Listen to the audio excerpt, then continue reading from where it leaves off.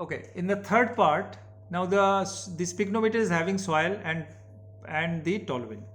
So what I was telling you in the last is that there are some spaces was between the soil particles, and so as the toluene takes place, so once you are making it full, then it will be a little bit of empty, so you can find it out. So you need to make it full again. So that's why I asked you to leave it for around 10, 15, 20 minutes and intermittently shaking it, so that the spaces between the soil particles are all taken up by the toluene.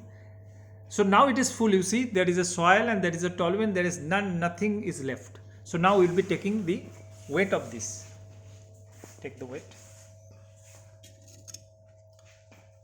So you see here the weight of the pygnometer, soil and toluene. It's coming 80.209.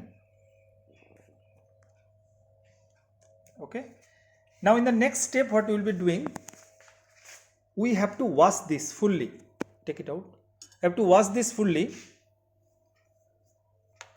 This should be again emptied, and then you can fill it up with your toluene to the fullest extent and take a reading. So in the next, I will only show you, or I will rather tell you that what is the weight of the pygnometer with toluene when the soil has been washed off, and then we will do the calculation. The calculation you will know how to measure, how to determine the particle density with all these weights.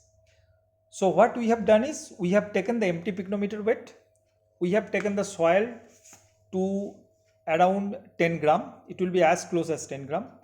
Then we have taken the pygnometer per soil weight only to be confident enough that the soil which you have taken is having only this much of mass.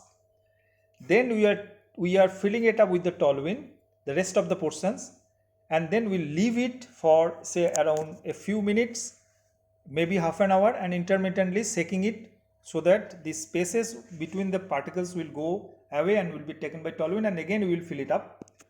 And then we take pygnometer, soil and toluene weight, and finally we will wash it and take the pygnometer and toluene weights, and then I will show you the calculation in the final and concluding part of this particle density determination program. Thank you.